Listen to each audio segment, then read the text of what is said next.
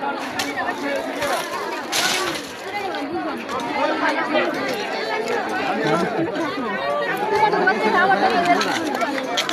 আসসালামু আলাইকুম গাইস, কেমন আছেন? আশা করি ভালো আছেন। এই যে দেখেন পরিস্থিতি, করাল বস্তির অবস্থা খুব ভয়াবহ। হাজার হাজার ঘর পুড়ে গেছে। বিভিন্ন ধরনের ক্যাম্প থেকে তাদের জন্য খাবার নিয়ে আসতেছে, পানি নিয়ে আসছে, বহুত কিছু নিয়ে আসছে। দেখেন কি পরিস্থিতি। এই যে বহুত ক্যাম্পের লোক আসছে, কলেজ থেকে আসছে, তাদের বিভিন্ন ধরনের নাম নিয়ে যাচ্ছে খাবার দেবে বলে।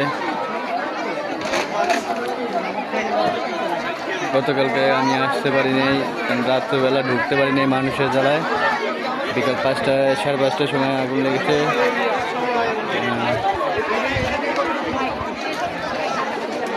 কিচ্ছু বেঁচে নেই, তারা কোনো মাল সাবানা বের করতে পারে নাই। সোনা দানা টাকা পয়সা যা ছিল সব কিছু হারিয়ে ফেলছে। আপনারা বেশি বেশি করে দোয়া করবেন যেন তারা যেন ভালো থাকে এবং সুস্থ থাকে। আমি যতটুকু জানতে পারলাম যে এখনও ক্ষয়ক্ষতি হয় নাই।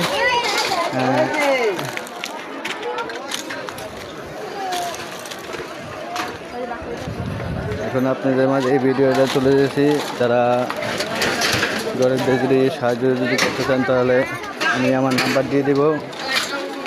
আমার সাথে সরাসরি কথা বলে তারপর আপনারা আমাকে সাহায্য করবেন, আমি এসে তাদেরকে সাহায্য করব। আমি আমার নাম্বারটা দিয়ে দেবো, বিশেষ নাম্বারটা।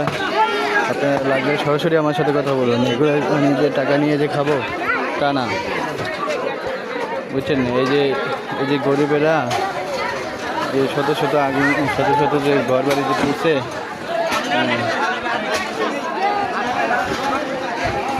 অবস্থা কি দেখছেন?